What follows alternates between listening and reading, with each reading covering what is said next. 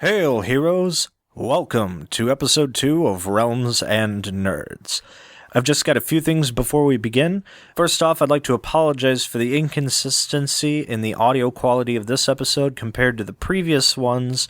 We were trying a different microphone in this session, which ended up obviously not working out as well as the one we've been using.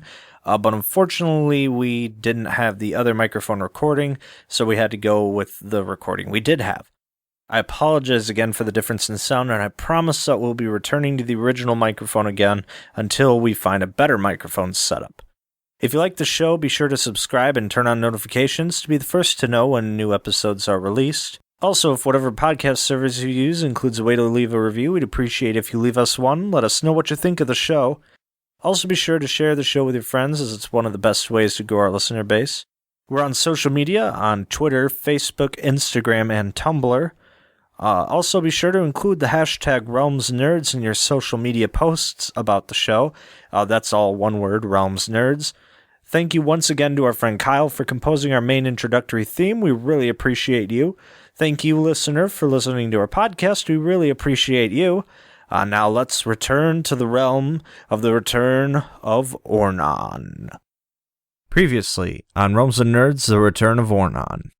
In a burrow near the town of Wolfshold, the explorers that exited told a terrible tale. They had unleashed the Lich of Ornon. He carried in his possession a silver dagger. The Dark Elves of old were able to use silver to channel magical energy. We think that right before he was vanquished, Ornon poured his life energy into several silver objects, which then allowed him to survive all of these years and now return as a lich. We have learned of a man deep in a wasteland of the Garden of Stone. This man is said to wield a silver ring. We believe that this ring may be one of the silver pieces that Ornon poured his life spirit into. Tomorrow, meet me in the castle to begin your quest.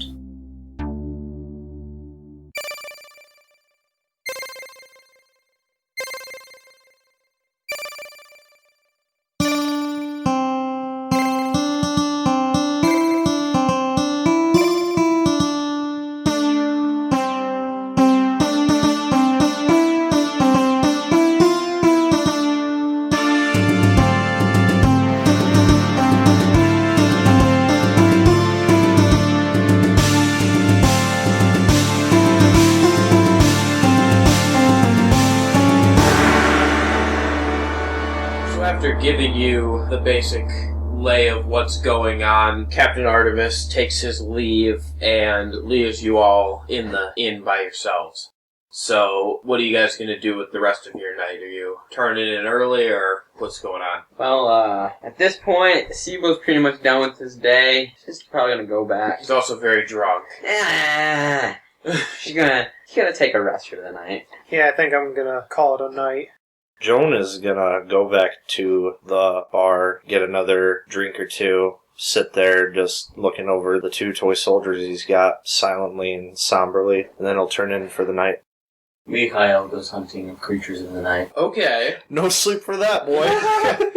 Ain't no rest for the wicked. About 2 hours before dawn, he comes back and meditates. So, does Mikhail not need to sleep? That is true. Elves don't actually have to sleep. They have to have a trance for 4 hours. You need 4 hours of sleep. Okay, well, so he comes back 4 hours before dawn. He also didn't lose any hit points, though, so he's fine. Yeah. Yeah, it doesn't matter. Anyway. How much gold did I happen to walk away with last night? Let's say you walked away with like 100 gold from that. So, anyways, you guys arrive at the castle and are shown in through the gates up into an office area that's up kind of on the third floor of the West Wing. This is kind of more of the administrative side of the castle, so there is not as much sort of pomp and showy, flashy things. This is like where the barracks for the guard is, and their strategy rooms, and things like that. So this is a much more utilitarian look than kind of the front door. So when you get in there, you meet with Captain Artemis for a moment, who sends you down to the sub-level, actually. You go down about 2 levels down into the basement, and that's where they have a big forge running. And so there's just this clang of metal and all kinds of work being done on various instruments of war, shields, swords, armor, all of that kind of stuff. Not really running at full capacity, because obviously they are not actively in a war, but you can tell that this place kind of runs full time in the sort of upkeep of the guard. And so you meet with one of the smiths who offers to outfit all of you with an armor piece of your choosing. So there's sort of a trade-off to this. You can take this armor piece and use it and it'll help you out with your stats or whatever. However, all of the armor that is shown to you bears the crest of the Golden Guard. So the downside to this is, if you run into anyone that is opposed to the Golden Guard, they will automatically be opposed to you because of the armor that you're wearing. Is all the armor metal, or can you do leather armor as well? Not all metal. I'm sure they could outfit you with something else if that's what you want. It burns his skin. Well, Seebo actually is wondering if he could get one of those nifty cloaks, because he likes to scurry around. And he honestly doesn't mind bearing the crest of the Golden Guard, because the people that he would like to like him most are pretty tight with the Golden Guard. So You're talking about like one of the cloaks that Captain Artemis is wearing? well, I mean, it doesn't have to. Just, No, he's talking about a metal cloak, Or a metal. Oh, yeah. something. It's gonna be a He's trying to stealth around. obsidian black, maybe with a little bit of Take away a little bit of shimmer. And take away from his stealth, probably. And stealth. Speed and stealth. You'd be fucked for stealth. What? If If you're you wear wearing armor. any kind of armor. Yeah. Leather armor. So Seebo wants a cloak. I think that what happens is the smith can't really answer that question. So he sends you to a different part of this work area where they have the tailors, and you talk to them, and they're kind of opposed to giving you a full captain's cloak because they know full well that you're a thief and they don't really want you wearing that kind of thing. But they decide to compromise. So what they make you is... A bathrobe. That would be pretty great. But no. It's black leather. Out of the black material that they use to make the outward side of the cloaks, they fashion you a sort of like a hood and then kind of almost like a short cloak that kind of comes down around your shoulders. A poncho? Yeah. Yeah, kind of like a poncho. You're like, Poncho's back! Little And then Red Riding Hood kind of at deal, the, but it's black. At the neck, where the hood kind of comes around, there's a clasp that is golden and bears the seal of the Golden Guard. So you're gonna look like the hobbits in the Lord of the Rings. Does it hide him from enemies' eyes? Yeah, Does he turn into a rock? I mean, if it's night out and he's like turned away, probably. I'm it's a master black. of disguise, so... What I will do, if you are wearing the cloak at night, I will give you advantage on any stealth roll. Now, I have a question. Harrison. During the daytime, it won't hinder you in any way, but it's not going to help you either. If I were to get leather armor for them, would it be better than leather armor I'm currently wearing? Or is it just about the same stats? That's what I'm curious about. Are we talking heavy, light, or medium? For the leather armor, 'Cause you could do padded leather or studded leather. what's the Working on with stat differences on all that stuff? They're the- Padded is 11, so is leather. The studded leather is 12. Oh, wow, yeah, look at that. Okay. You could also, do you want to do hide? Because that would be 12. The hide's basically the same thing, just medium armor. Okay, sure, why the hell? I'll take a hide piece of armor. Okay. And that'll up my AC, which will be nice. So again, and I do just want to like hammer home as we go through this. Any interactions that you guys have wearing the Golden Guard crest is going to, whatever faction that group belongs to, is going to influence them. Can I get plate armor? I'll let you take the plate Follow-up question, can I turn around and sell it? if you want to. So after you all meet with the outfitters, then you go back up and talk to Captain Artemis, and he gives you a map to head towards the Garden of Stone, which is, as you remember, where this magician is said to be hiding out. And so, to get to the Garden of Stone, you're going to have to advance north through the White Timber Forest and then get to the Garden of Stone, which is on the southern edge of the eastern wasteland. Do you guys have any questions for Captain Artemis, or... Should we expect anything unexpected on the way to there, particularly in the White Timber Forest? My scouts frequently roam through the southern edge of the White Timber Forest, but as you move farther north, you may encounter many creatures of a less amicable nature. Also, we are not sure if our enemy has caught wind of this plan. They may send scouts or assassins to try and kill you. Alright, let's get to it. I'm ready to go. So, you guys are now leaving the keep. Is there anything else you would like to do in Beacon? I know somebody wants to sell their armor. At full price. He doesn't barter. Well, he would barter in the event of at the smiths to get a weapon.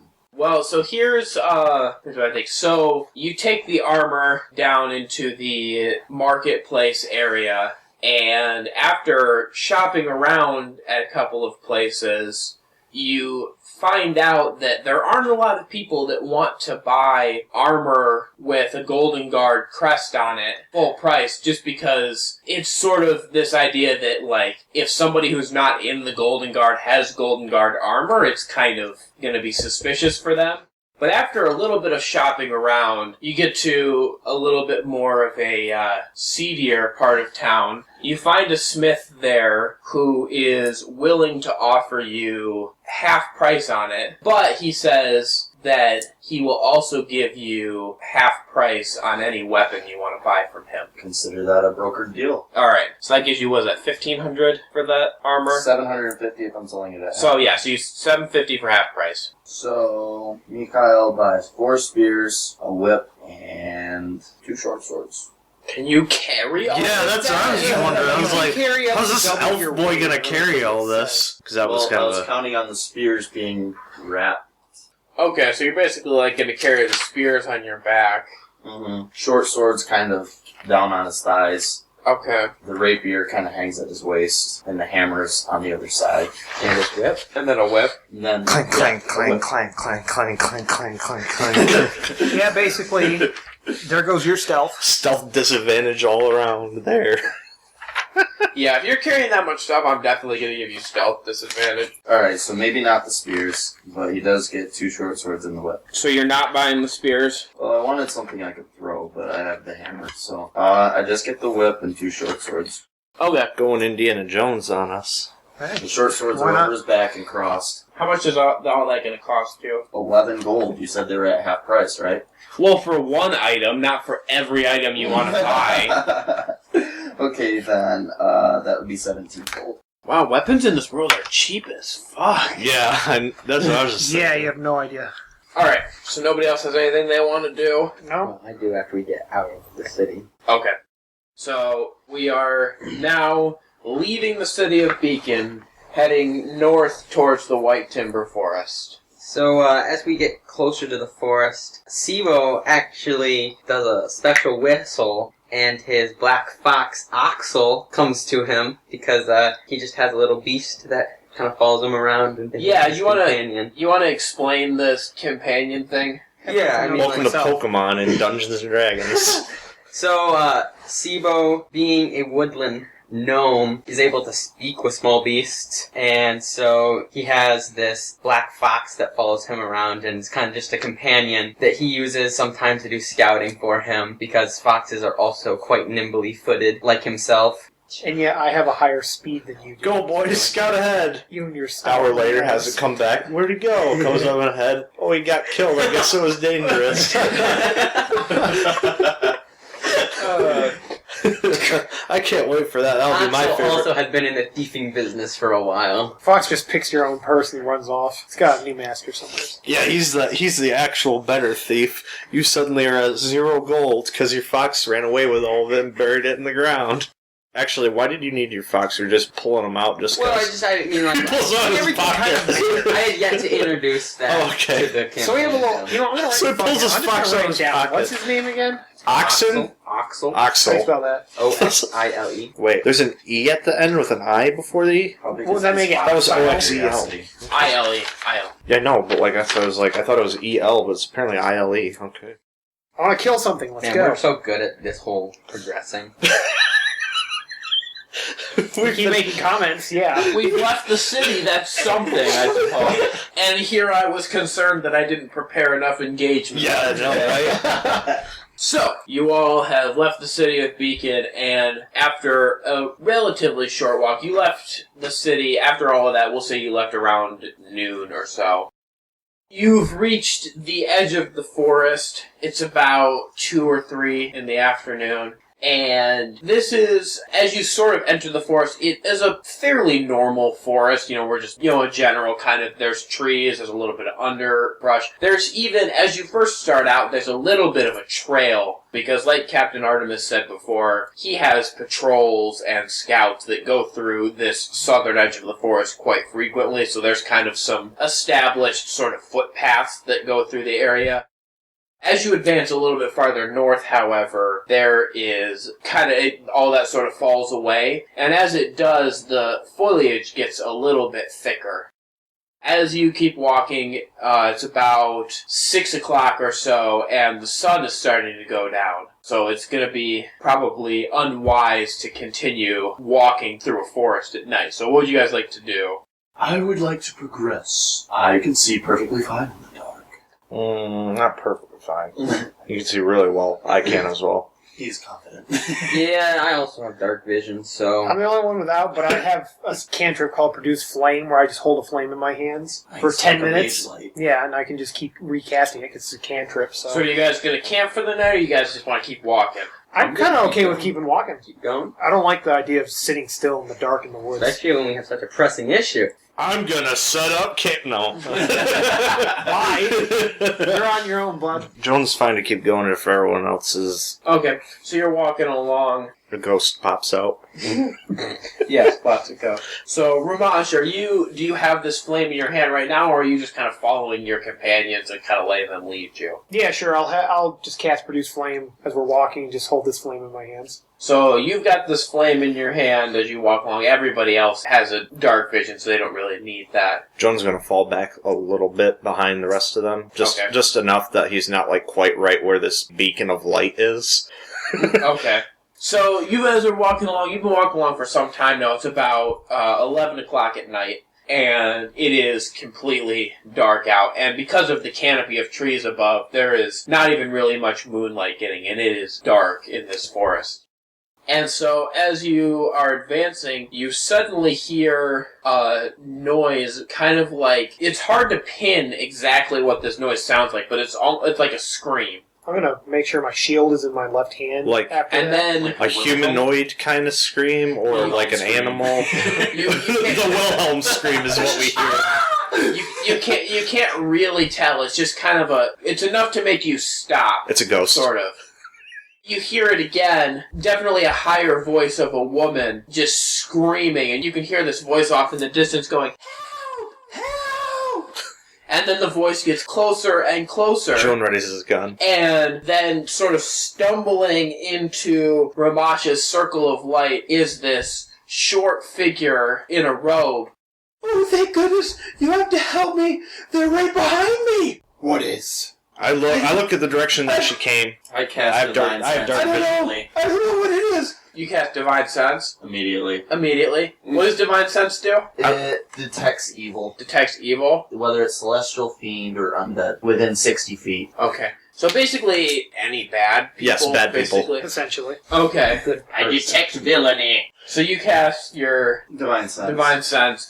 You're kind of getting it off of this person that's just stumbled in. They stink. Yeah. They stink of evil. I unsheath my rapier, and I make sure my shield is at the ready. Okay. Seeing this, I'm basically going to ready myself too, but I'm holding my Produce Flame in my hand like this, because I can throw it as an attack. As you do so, this creature lifts its head up, and you see coming out of this cloaked hood that it's wearing, a long beak is protruding. And it is going to jump towards Seebo, and as it does so, it actually is going to produce a short sword out of the sleeve of its robe and try to take a swipe at him. No AC, no nothing. So, man, Right this... into it. I was smart for kind of staying back a bit.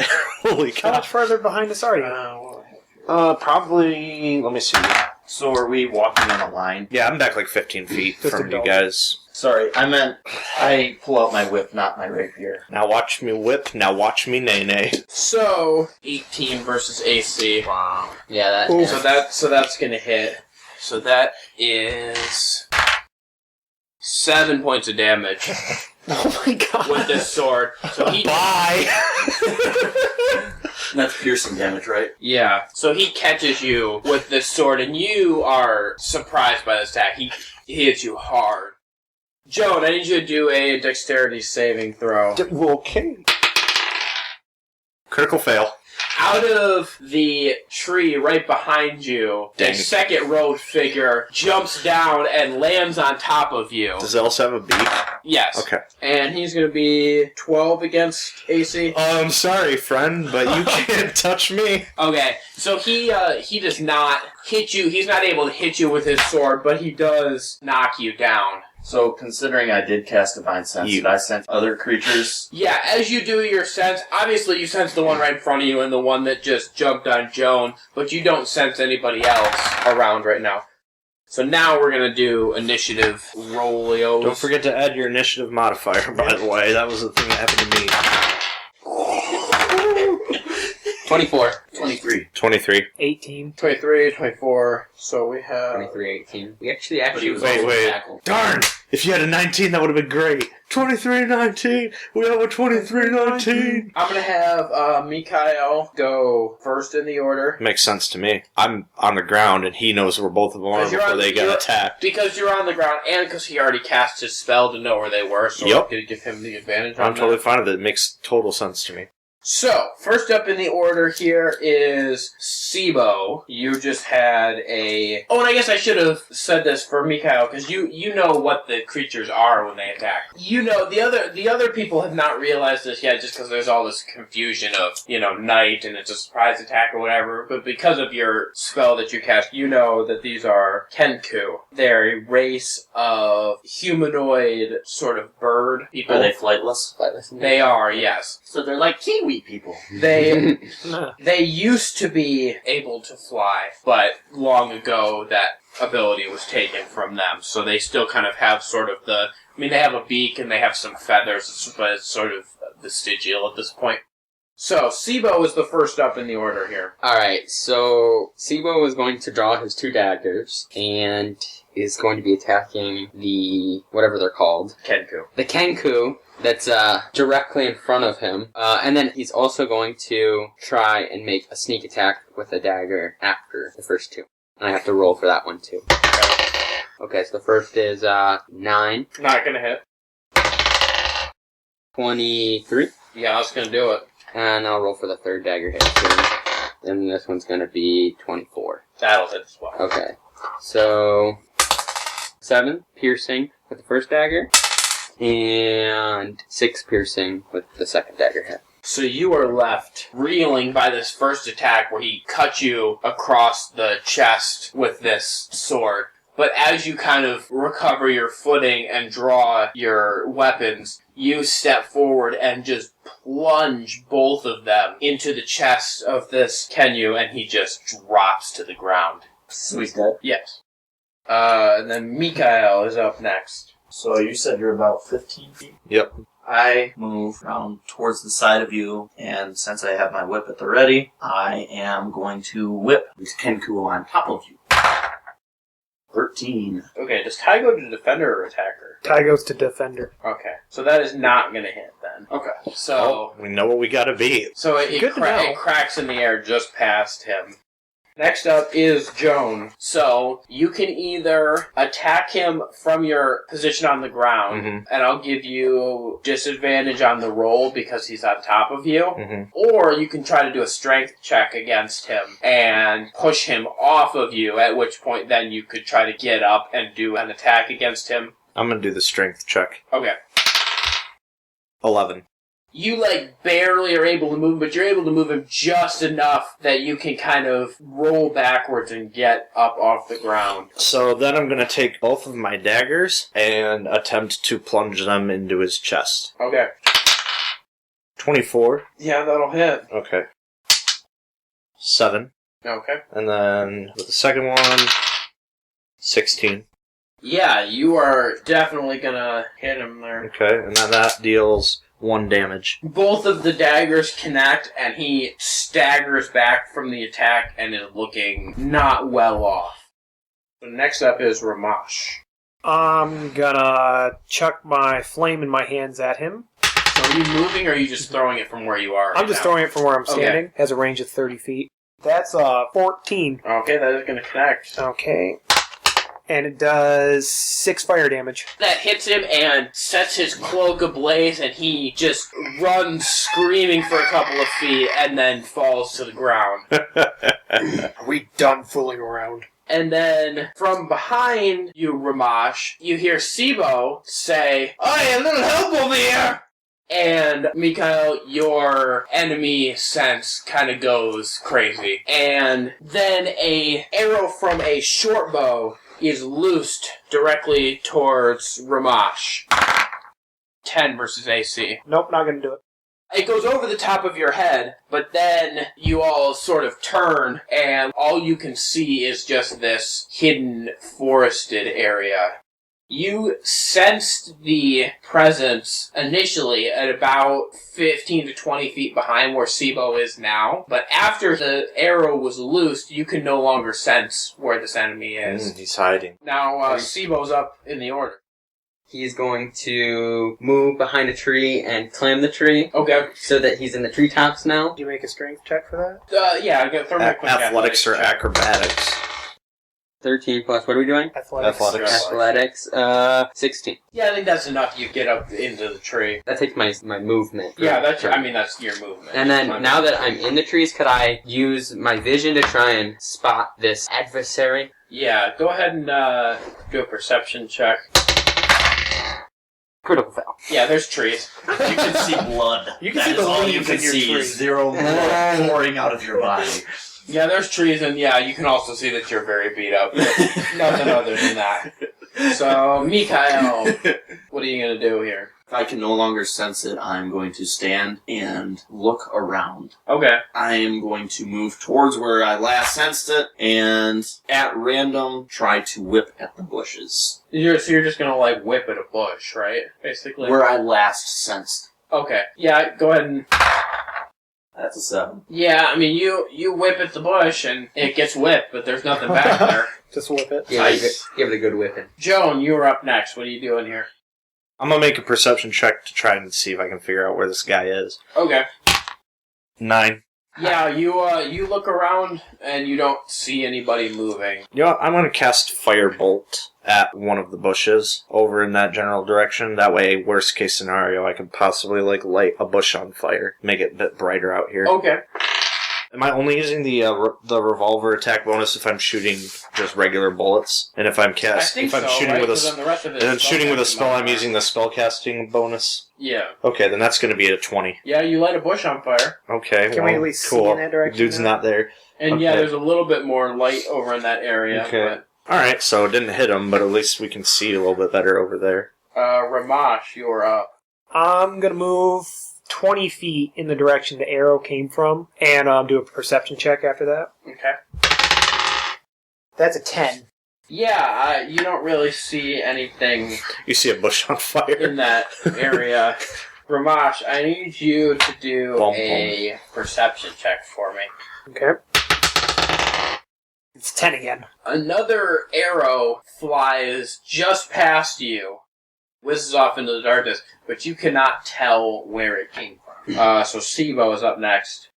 So, Seebo's in treetops, and he's gonna take his full speed of 25 feet, and he's gonna move up in the treetops, and then do another perception check. Yeah, I think in your sort of weakened state, you're able to jump to the next tree over from yours, but you're kind of out on the edge of the branch, sort of perch. You're not able to make it, like, into the sort of center near the trunk of the tree. Okay, could I, roll a perception check now? Yeah, go ahead. 24. You see, sort of down below where you are in the underbrush, you see some rustling. Not directly below you, but pretty close to the tree that you're currently in. Oi! Over here! So you Over here where? I hope I don't get shot. Yeah, actually, this Kenku is actually going to take an opportunity strike at you. 20 versus AC. I understand. Wow, yeah. That's cool. He falls from the tree dead. So 5 piercing damage. So- Bye! So he falls dead. That's cool. So yeah, you are hit with an arrow, and you fall from the tree and land on the ground. And you are close You guys to death. definitely know where I am now. Gnome down. Close your trunk lines up Next and up is Mikhail. How close am I to Seebo? Because the treetops, he was in the treetops, was he directly over this assassin? Said it was close to the assassin. Yeah, not on top of, but he was close to the assassin. You're probably about 30 feet away from where Seebo fell out of the tree. And from the way Seebo was pointing and sort of gesturing, it appears that the assassin was closer to you than where Seebo was when he fell. Okay. Based on the situation, I'm gonna go after the assassin. If I do a perception check, does that interfere with any attack? No, you because can I roll did one perception check. in my last Okay. turn. 13. Go ahead and roll again for me. I'm going to give you advantage because he just attacked. Oh, 21. So yeah, you can see his head kind of duck down into the foliage as he had just loosed this shot. So you have a good idea of where he's at right now. Alright. Putting the whip back on my belt and pulling out my little hammer, I'm going to throw it directly at him. Alright, go ahead and roll. That one's an 8. An 8. Yeah. That is not going to connect. So your hammer goes flying past the area and down into the forest. So are you moving or are you just... He's so I'm going to disappointed he move can't move. towards Seebo. Okay. They'll die As together. close as I can get. Alright. 30 feet away. Joan So is my up full next. Due to him pointing it out and him trying to attack, do I have an even better idea where he is, or do I just have kind of like a vague idea where the dude is? When Mikhail saw him, he Mhm. was just like starting to duck his head into the cover. So when he missed, you now know the area that he's in, but you can't see him anymore. So I'm going to do a perception check to see if I can see him. Okay.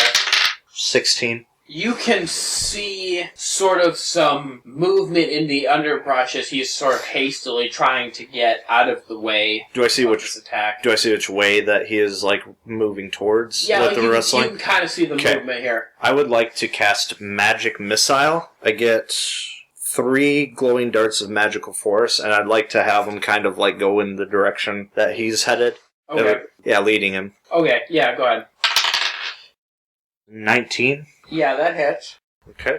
Do you have to roll for each missile, or do you just roll for Darts one? all strikes simultaneously can direct them at one creature or several. A dart. Right, so are you firing all 3 at the same area, or are you spacing them out trying to sort of hit this guy as he's running? Yeah, I kind of like was spreading them to try Okay. and get him. So we'll say the first one's going to hit. So Okay, so roll, only one of them hits. roll for the other 2 then. Okay, so I have to roll individually for each of them. Yeah, because you're Okay. spreading them out. Okay, so the first one hits, and then 14, That one's also going to be a hit.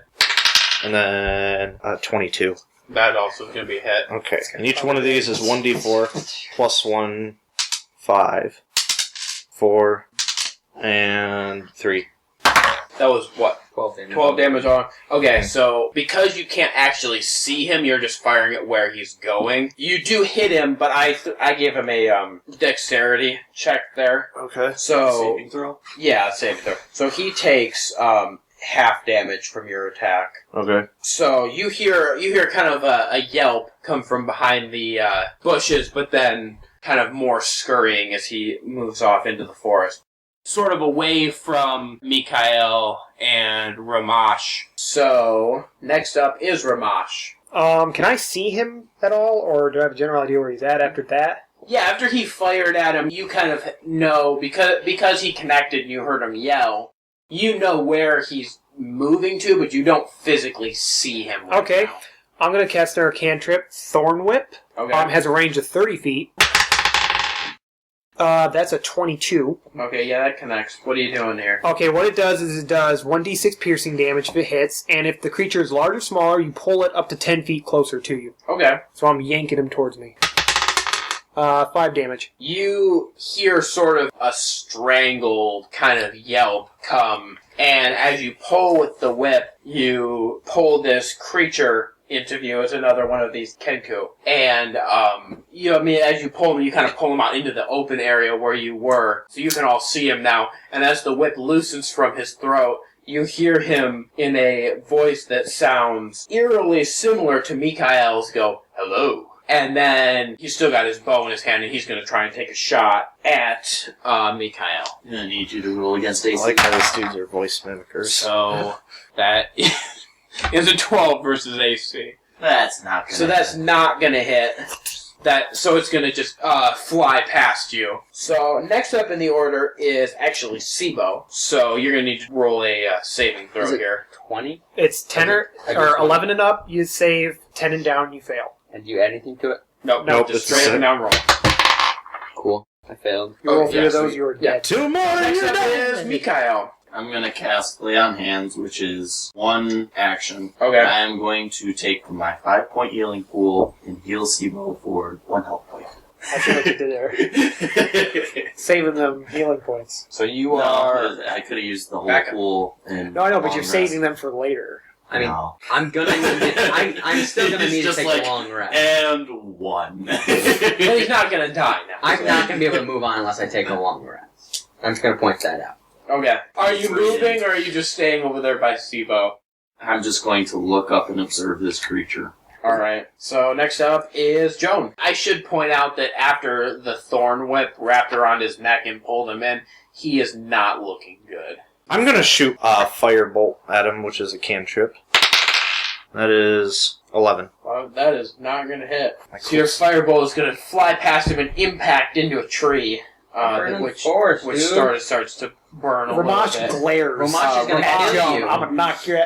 Well, Rhomash is knock up your next, ass out. actually. Okay, so, I'm actually gonna cast Produce Flame, which, in the same turn I cast it, I can also attack with it, so... So you glare at me for setting a tree on fire, then cast that's fire a 22, That's going to hit. except I can actually hit the guy. attack. Cool. I had this whole cool thing in mind, and then I just... That's 5 damage. Okay. Yeah, you hit him with this flame, and he is knocked over and overcome, and he is also dead. Alright, they're dead, so now what? How much experience do we Puppets get? are cutting their strings. 37 points of experience. Well, now we got a bush and a tree on fire, a almost dead boy, and... Hi-ho, here we go. Yeah, Seebo took the brunt of these hits. He's the only one who got hurt. Get good, son. Boy, Get I'm good. not fancy. And Seebo is going to pass out now. He's in a coma. So I guess a long rest is in order. Yeah, I mean, it's nighttime. We can wait for morning to continue. You regain all lost hit points, so... After that encounter, you decided to camp it out there, I suppose. Mm-hmm. So did you guys just, with these enemies that attacked you, just leave them where they lie, or what are you doing with I'm gonna that? search them. Okay. I also gonna search them. See if there's Any anything gold's interesting on them or something. Okay. So as you search them, between the 3 of them, you're able to recover 30 gold pieces. I don't know if you split that between the 2 of you or if you split it up between everybody. If you don't pick my pocket, I'll give you half. You got yourself a deal. Sounds good. So you don't find much else on them, but other than this small amount of gold, except they all During the long rest, by the way, I disappeared into the forest to go hunting again. Came back, okay. meditated for 4 hours. And while you were out in the forest, you got eaten by a bear. Hunting with Sorry, everybody. Mikael is dead. I You're know he was hunting starting deer to be with a whip. I know he was starting to become. Suddenly there's a rumbling in the forest. Back. I am Dracarys Shockwind. He brings back the Baxum. Alright. Jonas just, while that's all going on, setting up the campfire and then going to sleep. Did you Are you just sure put you some rocks around should the be bush? handling fire? Just sat around the burning tree. Exactly. Chairs straight. So the only other thing you find on them is they all bear this tattoo that's sort of on the inside of their forearm. And it looks like it's just a black circle. But upon very close inspection, there's actually a slightly lighter shade of black in the center that's in the shape of a skull. Seebo, you actually recognize this. You've seen this symbol before. once before in a tavern. It was on the arm of a man who was dressed completely in black, who Was listening to My Chemical Romance. And also wearing a slightly less black underneath. who, after sitting in the corner and consuming a couple of drinks, actually ended up leaving the bar suspiciously exactly 3 minutes before the mayor of the town, who was also there consuming a few drinks, keeled over dead from a poisoning. And so you know this man to be a member of, so you can extrapolate these men as well, to be members of the Night Terror, who are a secretive group of assassins. They are not normally seen to the point that the other three of you don't know of this organization. And do I assume that Seebo... Unless you have any reason that you would choose to not tell them, I don't think that that's something that you would want to keep to yourself. So you all know about Night Terror. And again, at this point, you only know the name of the organization and that they're assassins. You don't really know anything else about them at this point. So as he's kind of laying there and hearing Seebo relay this information, Joan then says, "Well, this is a group of assassins. We could probably safely assume somebody sent them after us." That were encroaching on their territory. Or perhaps they're working for this sorcerer fella with the silver ring we're looking for. I mean, that's what I was insinuating. Well, then why didn't you just say that? I did. But you were going around beating the bush with your flames. Well, and with that, he's just gonna fall silent. Joe's got nothing to No reaction. At that. So, other than Mikhail, who's out... Better than beating the bush with your body. He says from 30 feet away while he's hunting. Joan's out running through the wilderness. No, he isn't. He's sleeping. Or Or not he's Joan, gonna fall asleep. Mikhail. Okay, I also, by the way, I have to say, I envision, like, Mikhail going out hunting and just, like, fucking, like, stripping down, like, no shirt, just wearing pants, just running through the forest and animals, just, and just, like, punches over the face. Please, can that be canon? Please let that be canon. That's why he's so calm the rest of the time, is because he punches animals on them. That's how he gets it out. It is a long time. A new day dawns, and you guys have all, recovered your stuff, packed up. Is there anything else that you're wanting to do in this area, or are we moving along, heading north again? I'm good to go. Move along, move along, move I'm along. going. Alright. The coconuts start to clang, and, Time wasted can never be recovered. I suggest we carry on. Joan hands Seebo a pair of coconuts. No, I do not want you to wear these as a bra. I want you to clang them along behind me as I gallop. So you all head north for a couple of hours until you come to a river. This river is flowing fairly quickly, and at this point, this is a pretty wide river. We're talking probably about 50 yards. This is like a big river.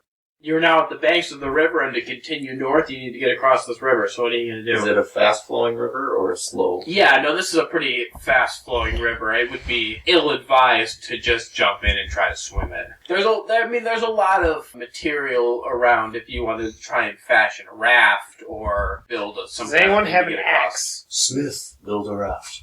I have a hammer you may. I mean, I've got a hammer. I don't need a hammer. I can't hammer a tree down. Can I do a perception check? Sure. Could Seebo talk to Axel? Ask Axel to run down the bank of the river and see if there's any type Yeah, of you can send Axel out to check it civilizations out. or Yeah. bridge, My anything beard's like that. shaking. Okay, so my perception check's 20. Along the bank of the river, there is not really a lot. There's no clear branches or anything that you could use to kind of like build across. There is a little bit of fallen foliage and trees and whatnot that kind of are littered throughout the forest near where you are. So again, you could try to like recover those, but there's nothing like near this bank that you could necessarily just like use to get across. Alright. I mean, my other suggestion is if somebody's got a bow, shoot an arrow across with our rope and then kind of just like... Okay, so as they're kind of trying to figure this out, Oxel actually comes back and after... What was it, boy? Quickly talking to Seebo. Basically, he's gone quite a ways down the bank of the river, and there is no end in sight to this river. In that perception check, did I see good timber in the woods? Yes, I'm fine with building a raft. There is enough timber that you could probably pull it out and make a good-sized raft to get across with. Alright, let's do that. Or is anyone I'm amicable opposed? to that. Yeah. So you guys are going to start building a raft? I mean, Correct. I guess. So you go out and We all have rope, right? start pulling timber out of the wood. Who's hauling the timber and who's kind of in charge of construction? Not me. Smith is in charge of construction. I appoint the smith. Isn't... He's craftier. So Joan is going to construct it. I'm So the gonna women don't work find with him out, because I can't so really haul they timber. just- I guess Okay. I'll help haul timber. So these So two are Rhomash and Mikhail are hauling the timber. So as you're working on this, you've got your raft about halfway completed when Rhomash is picking up a fairly large log near a tree when suddenly he is seized by this twiny sort of twig-like hand and lifts him up off the ground, and when he's hanging about 8 feet in the air, puts him towards a tree-like face which goes, "Are you the one that caught my forest on fire?" No! He's standing right over there! I promise you as a druid, I would never burn a forest down. Who are you pointing at? I'm by the pointing way? straight at Joan, Okay. the fucker who So started burning he the actually forest. he actually takes you, keeps you in his hand, and this is indeed an ent, which strides towards Joan Oh, and fuck me. scoops him up as well. And now is holding both of you, one in each fist, and he goes, "Someone is responsible for this! For what? You caught my forest on fire!" Oh, yeah, that was an accident. He is actually going to drop Rhomash, I have to make a... and then with his free hand, he's going to, like, flick you in the side of the head. Right? Ow. So you're going to take 1 point of damage from that. Okay. Would it help if I... Explain yourself! Well, we got attacked by some assassins, so we tried to stop them, and my attack just missed and hit a tree. Mr. Tree Guy, down here. He turns and looks No, no, around, that- and then looks way Down down. here, yeah. Hi, yeah, so he messed up, but we were actually wondering, is there anything we could do to appease you? I don't really know what ents need. He actually bends down and gets really low, and he's looking at you, and suddenly his eyes open wide, and you see sort of a wild look in them, and he actually, with his free hand that's not holding Joan, actually just, like, swats you out of the way. Oh, And damn. goes, "You bear the sigil of the Golden God! You have no idea what they have done to me! How dare you enter my forest!" I approach the Ent, since I am not wearing any emblem of the Golden Guard, and I ask the Ent, Sir, I do not bear this sigil that you speak of. I ask of you, is there any way that I could acquire your assistance in crossing this mighty river that you care for? First you must explain to me why your companions bear this Golden God mark. I know not what you mean by companions. We are adventurers on the same quest. The wearers of the Golden Guard come. They slash. They burn my forest. How dare you enter this land with that mark? Well, I just like shiny things. I'm sorry. Sir Ent, I will have the fellow priests of my temple protect your forest upon my return to Bahamut. But until then, I can only offer you a promise. Now, what can you do to aid me and my party? So he looks sort of reflective for a moment, and then he looks at you, Mikhail, and he says, "I want you to remember, Ents have very long memories. Very long. I do not take this promise lightly." Noted. No promise offered by a high priest of Bahamut has been broken. And so he sort of seems to consider your words for a moment, and then he looks to soften slightly, but he's still holding Joan in his hand several feet above the ground. And he says, "Will you vouch for the members of your party as well?" If only you do not hold the Golden Guard against me for their sake. Very well, very well. And so he lets Joan fall to the ground. How much damage do I take from And, that several feet of Well, I falling? didn't say I took any. Well, go ahead and roll a athletics check for me real quick. 23. Alright, yeah, I think you're fine when you land. So he says, "Allow me to explain myself.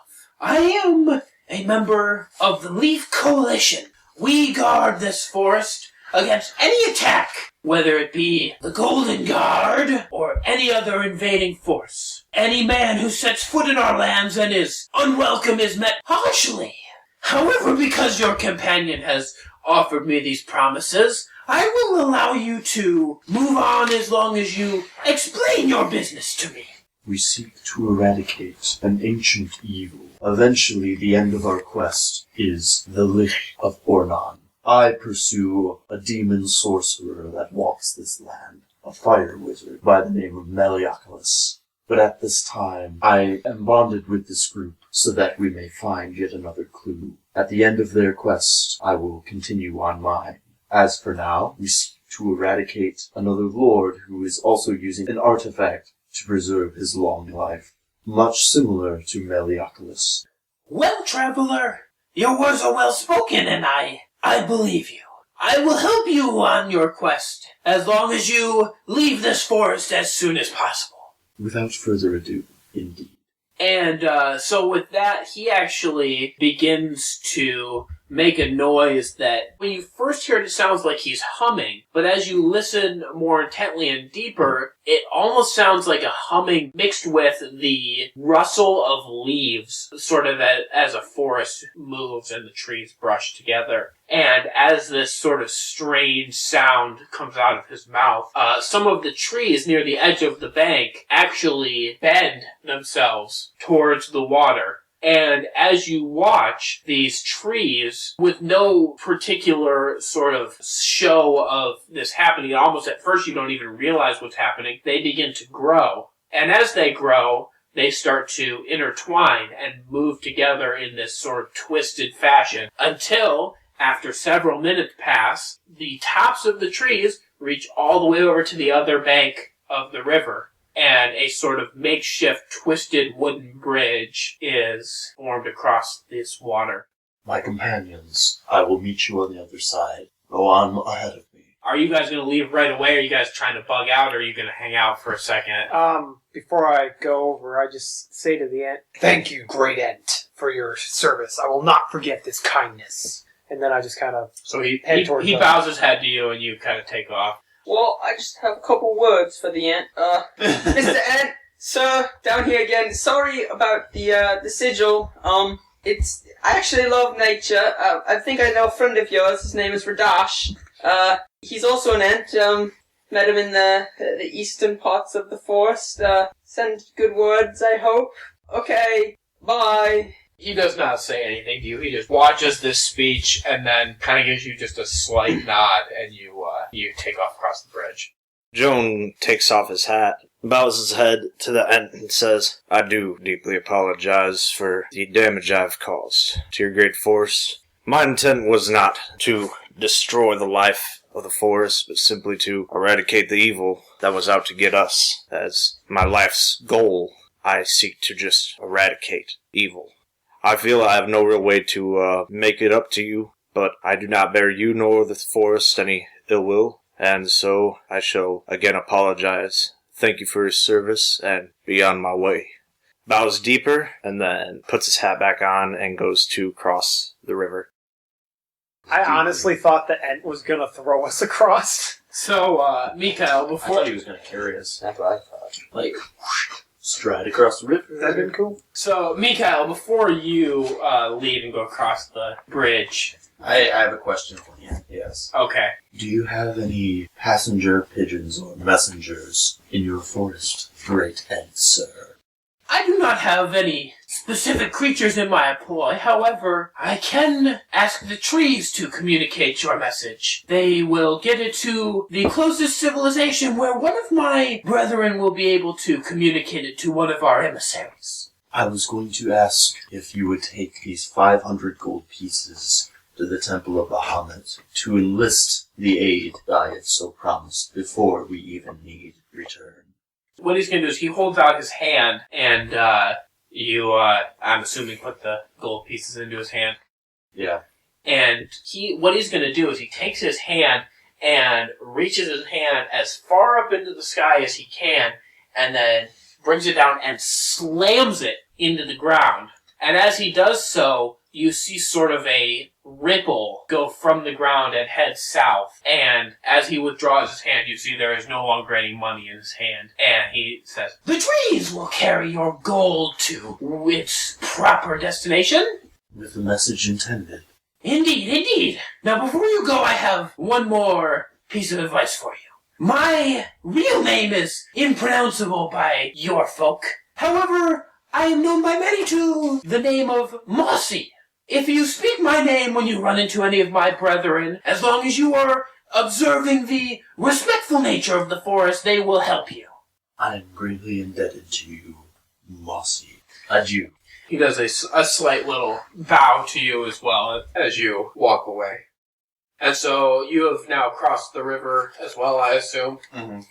After you've crossed the river, he actually goes over and lays a hand on the trees that had stretched across the river, and they sort of retract themselves back in and go back to their normal state they were in. You are now across the river and heading north towards the Garden of Stone. As you start to approach the end of the forest here, you can see you're sort of up on a hillside, and you can see sort of before you there's a little bit of the forest left, and then the forest kind of tapers out. It goes very quickly from this wooded area into a drier area, and then kind of out past that, sort of on the edge of the horizon, you can see what looks sort of like a desert. There's almost nothing there. So you can see that you are coming to the end of this forest. And then sort of right at the edge of that barrier, you can see there's some stonework, kind of, I say stonework, like big kind of chunks of stone that are sort of laid kind of haphazardly around in the dirt, almost as far as you can see. So as you head down the hillside towards the desert area, you have this sort of twig-like, plant-like material that sort of like peppers the trees all around you. And out of the trees, you see materialize this being that is not terribly tall. He's about 4.5 feet. That looks almost like he has been twisted out of old broken twigs. Does he say I am Groot? No, he does not say I am Groot. But no, he comes out, and as he turns to face you, you recognize, I guess again, Seebo would recognize this creature because of his time spent in this forest. This is a twig blight. He reaches back one of his hands and waves forward, and you see 5 other creatures that look just like him, but they're a lot shorter. They're only about 2 feet tall, and they come rushing at you. I yell out, "Do any of you know Mossy yet?" Actually, none of them respond to you. They just keep on with their attack. Like a nerd. Trust me, Rhomash, they're not beings you can reason with. Couldn't hurt. They're crazy. So with that, we're going to go with the initiative. Alright, what was your all's initiative? 10? 8. 18. 14. So, the bigger one that shot the needles at you, he is about 20 feet away, and smaller ones are now about 10 feet and closing. So, Rhomash is going to kick us off here. Okay, I shoulder Seebo and Mikhail aside, take a deep breath, and use my breath weapon straight forward. It's got a width of 5 feet and a length of 30, so how many of these guys am I going to be striking? I think you can probably hit 2 of the people in the middle. Okay, and then the one behind them? And then the one behind them will probably be hit Okay, they all have to make a dexterity saving throw. It has to be a 13. Otherwise, they take full damage. If they beat 13, they take half damage. 12. What is that one? You have to 13. roll against AC for the breath weapon, don't you? No. This is determined by my DC. Oh. And another 12. Wow, I threw 2 12s. Talk about being close to making it. So 13 ties, so the defender gets it. So one takes half damage, 2 take full damage, and it's 2d6 for 6 damage, and 3 for the 1. They don't have a weakness to fire, do they? They do have a weakness. Vulnerability to damage of that type is doubled against it. Okay. Ooh, So 12 that's why I did it. I'm like, let's just burn these fuckers to the ground. So the So 2 are taking 12, 1's taking 6. the 2 smaller ones that you hit just like get evaporated in the flame, and the one in the back, he gets hit and he looks not great, but he is still up. I mean, he's smoldering a little bit at this point. So next up is one of the twigs, and he is going to try to make a run at Mikhail. 10 versus AC. That's not gonna hit. Yeah, he's not able to do much. He's just beating on your leg. Yeah, he comes over there and starts swinging, but he's not doing anything. Next up is Seebo. So I'll pull out my bow Okay. and I'm gonna aim for the guy in the back, the main guy that's smoldering. 23. Yeah, you're gonna hit him. 8 damage. Okay. He's gonna get hit with this arrow, and sort of the center of him kind of breaks apart, and he falls down. Next up is another one of the little twigs, and that's also the one that's on the side by Mikhail, so he's gonna run to him as well. Also a 10, so that's not gonna hit. So you now got 2 of them trying to take some swings at you there. Mikhail is up now, actually. He's gonna pull out his hammer and go for the one who first took a strike at him, and he's gonna try to hit him in the head. That's an 8. 8 is not going to hit. So we'll just say he's too short. You missed him because you can't swing that low. I don't stoop. Yeah. He's too proud. He keeps his back straight at all times. So next up is Joan. The one that has not attacked anybody yet, as far as I can recall. Mm-hmm. I'm going to use... I'm just going to use Firebolt. Okay. Light this boy up. That is 7. 7 is not going to hit. I guess you're going to miss him, and, God, no! Tree on fire. You're going to set another tree on fire there. Good old Joni boy. So, anyways. God. Guys, I think that tree's another one. Next up is the twig that you actually just took a shot at. He's running towards you, Joan, but he's actually going to get intercepted by Rhomash, because Rhomash is kind of right in front of you. Wait, do I get an opportunity attack there or something? No, he's just he's going to end up attacking you because he was going for Joan, but he... They're not very bright, so his attentions... They got, goldfish attention spans. And he critically fails. So he just bounces off of your leg and falls. Rhomash, you are next up. I'm gonna take my scimitar and try to slice this little fucker in half. 14. That is going to hit. Okay, that's 6. Yeah, you cleave this dude in half, and he is dead. Next up is Seebo. Alright, well, I'll just throw both my daggers at one of the dudes. I don't care. 22. That's going to hit. 11. Why'd you just roll... 11 He's throwing 2 dice. Or through dash. 2 dice. Oh! Okay. Sorry, I'm used to dealing damage before I do the second one. I thought I was doing the damage rolls. 8. You hit this twig with that dagger, and he is busted up. He dead. That set a tree on fire. So next up is the other twig that's over there, and he is going to take one more attempt at a swing at Mikhail here. 5. Not going to hit. Mikhail's up next. I'm gonna try to swing at him again with a little hammer. That is 23. Yeah, that hits. 4. Yeah, he's dead. Alright, and I'm up next, right? I'm going to use a Firebolt, light another tree on fire. Please tell me you're joking. Yes, I'm joking. I'm curious. Yeah, no, you solved my tree puzzle. How much experience did we get? They call me Joan Redsun, burner of trees.